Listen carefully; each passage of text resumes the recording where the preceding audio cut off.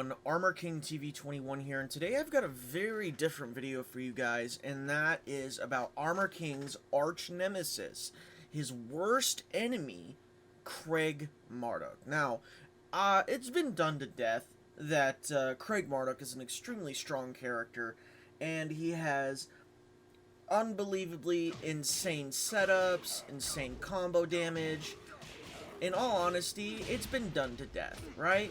I mean, we've seen it, you've seen it, but I want to hone in on what is going to make Marduk a very, very decent character in Tekken 8, and honestly, I believe he's still going to be one of the most powerful grapplers in the game, especially if setups like this still exist. So then, what makes Marduk good in Tekken 7 right now? This was the only grappler in the game for Tekken 7 that actually took advantage of the throw system, because this character could actually set up a 3-frame break window version of his tackle, which was extremely insane to set up in the first place. Insane to set up, by insane to set up, I mean it's insane to get out of, is what I'm trying to get across. Because let me put on the throw escapes for Armor King here. The CPU has to have a perfect throw escape. And look at that. That version is the easy one. This is the 3-frame version. You must have a perfect frame break window for that. And look at how sudden it looks. And what's even scarier about this is it's -8 on Marduk, right? But you know how common that is in Tekken 8. Marduk is a bigger character, and the scarier thing about bigger characters, especially in Tekken, is that this bigger character can actually move around, and in his VTS stance, he's actually given movement. So another fun thing about this character, he can actually cancel out of his tackle, and it's so scary. Right? So watch. And then he has a hell sweep. You know? And he has a hell sweep out of it as well. So just when you think you're safe, or if he's going to do his other move, from stance, after he hones in on you with this tackle, right? You're already prepared to try to break the tackle, obviously. And then you have his steel pedal, the steel pedal in general. You have this steel pedal, which is a launcher in this game. Really ridiculous. It's not like a knockdown or anything. It's just straight up mix-up city. Super basic combo to keep things easy. And he has almost infinite wall travel with some of this stuff. Now, his wall travel, as some will say, is not as good, but I'd like to beg to differ with VTS cancels. And look at that. Instant setup for the 3-frame break, because most people are going to tech roll this setup. Now, a lot of people are going to say in defense of Marduk that you can simply just stay down on the ground, but do you know what happens when you stay down on the ground against Craig Marduk? I think we've all we've seen this episode before, right? We don't have to go through the Main Man Sui's video once more, do we? But let's do it, right? Let me explain to you why you shouldn't stay on the ground against Craig Marduk. Because he will freaking relaunch you. He'll relaunch you and get stupid okizeme from it. He has this move, which will pick back up for a launch, and he'll be able to get a full-blown combo off of you. So, this is a thing that we do have to talk about with Tekken 8, because there's going to be a lot of mechanics in Tekken 8 that are going to change for Marduk, and one of those things that's going to change is this throw right here is a launching throw. There was a universal change in Tekken 8 where all of these launching throws are now changed to 14 frames to make them more fair. Of course, you can still buffer them against -14 power crushes, But as you can see here, it's a guaranteed 75 damage for Marduk in this game. We're not even talking about Tekken 8, but this, off of a Power Crush punish, off of Dragunov's 1+2, I almost want to say I'd feel bad for the Dragunov players, but this is ridiculous. Like, that damage is ridiculous from a launching throw. And he gets okizeme off of it. Now, we also have the other throws, which is the QCF throws, that go straight into his mount tackle, straight into mount, you know? And these are all calculated to be 12 frame throws, aren't they? Oh yeah. All of these are all potential Power Crush punishes. And you know how insane that is? That he can just mix you up right into this stuff right here? Insane stuff. And you know something? There's not a lot of people that talk about it, but this right here is straight up just like Kazuya's Hell Sweep. Straight up like Kazuya's Hell Sweep. It can be resplatted out in the wall. A down back 2 is more than likely going to just give him this. And then you have this chunky other throw that does 35 grounded damage. And it doesn't even break the floor. Like, it looks like it should break the floor, you know what I mean? And what's crazy about it is that he got away with this home free in this game. You got forward 3-2, one of the best counter hit launchers in the game.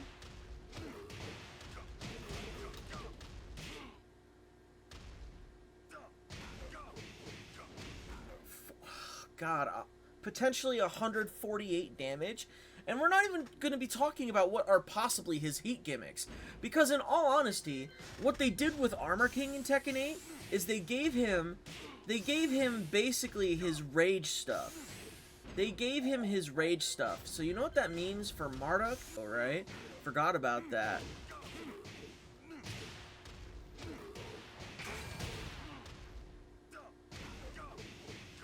What I've been trying to show the whole time is that he has a rage drive that goes straight into tackle.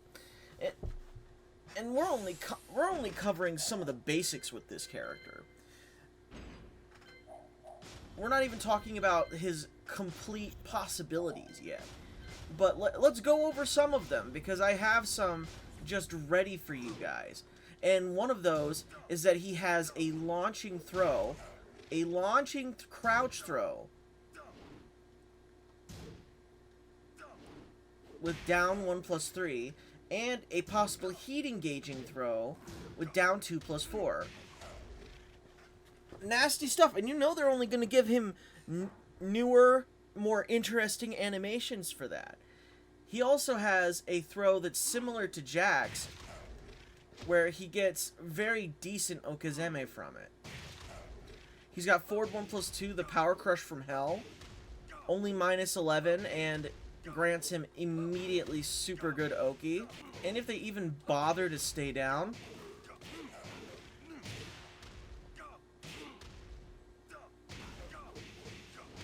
crazy character. Oh my goodness gracious. And you know what's even scarier is that he actually has really decent counter hit strings too.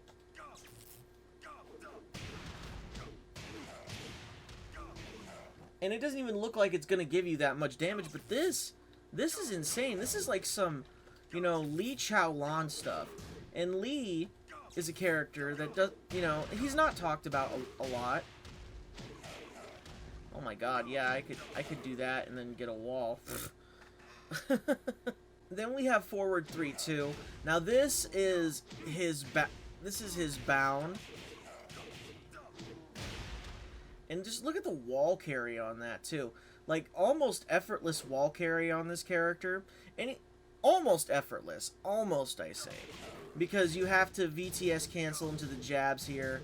It does take some effort for people who are not accustomed to spamming 3+4 a lot, you know what I mean?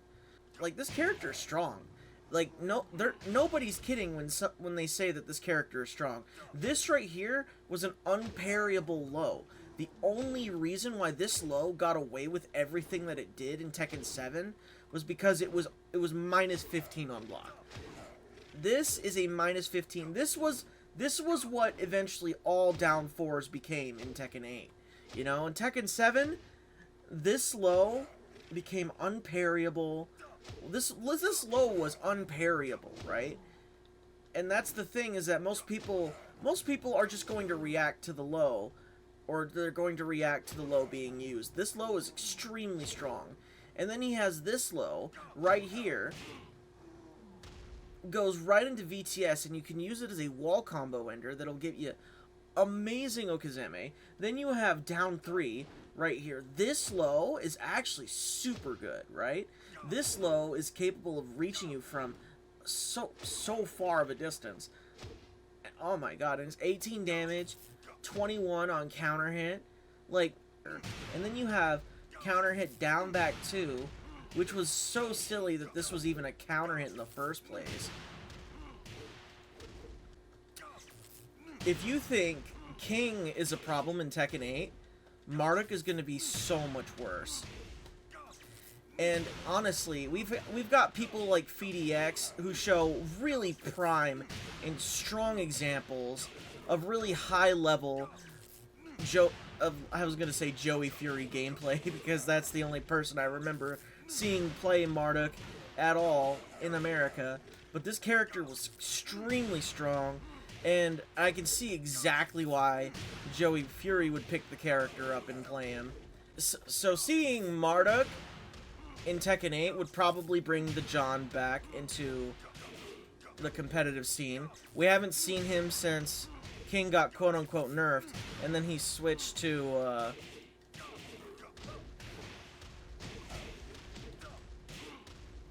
Hwoarang for some reason. But 121 damage off of a counter hit down back 2. Pretty insane stuff. This character is, like, super funny, man. Oh my god. And then he has throws from VTS. This is a cool little choke slam, a little clothesline. And then you have this throw right here, which puts him into the same freaking position as he was in.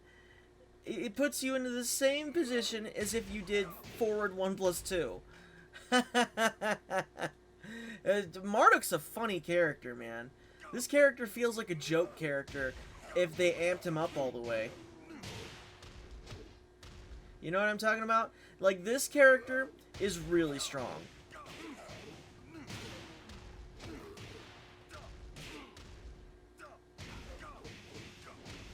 All of that, and you have to break that perfectly. And that we're not even talking about, like, Marduk's basic throw, like, air throw game either. And it's funny enough, because I believe that this throw right here was actually capable of breaking floors, right?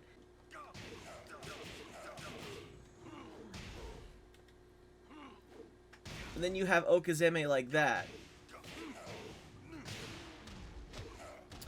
My goodness, dude.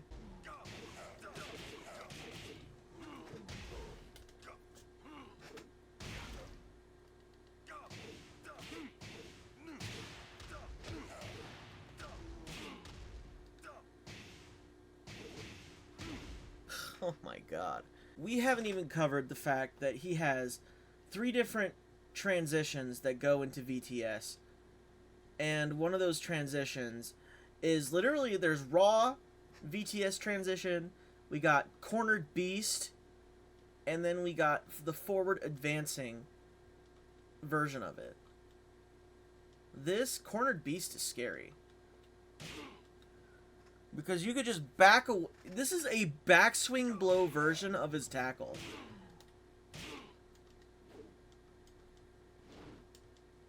Look at that. He literally gets that. And then he has this ridiculous power crush. Which is more than likely, like, what, minus 15 on block? Like, how? It's minus 14.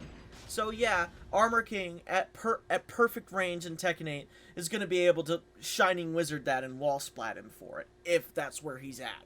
But this used to be a wall bounce, and now in Tekken 8 it's definitely going to be a wall splatting move. Or it's more than hell, it could definitely be a tornado. I could see that happening. So you get them to the wall with this and all this other stuff. That's going to be a strong aerial tailspin. Like, this move right here is definitely going to be a strong aerial tailspin.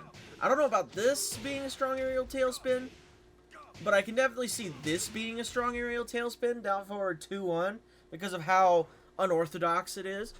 But, like, Marduk has all kinds of possibilities in Tekken 8, and this character is going to be absolutely ridiculous. Like, this is the one character in Tekken 8 that you do not want to grace this video game. You don't want it to happen, because he has literally everything that makes you scared about King. He's even got his own giant swing input, but I think it comes out in 11 frames. So it's not nearly as scary as King's. And I could just be lying to you about that. 11 frames. It's not as scary as King's, but it has okizeme better than King's. So if you end up getting hit by this, which you most likely will if you're getting punished, you're gonna be dealing with this stuff. Then you have the fake outs that come in VTS after he gets into mount. A good Marduk is going to fake you out 90% of the time with these moves. He's gonna throw the one jab. He's gonna bet on you reacting to the one jab, and then he's gonna smack you in the face with the two jab from mount. You know what I'm talking about? So, and then you have video examples of the John doing the no mix-up mix-up. So, like, you could do this, and let's say the opponent is expecting. Let's say the opponent is expecting a tackle to break, right? No mix-up here.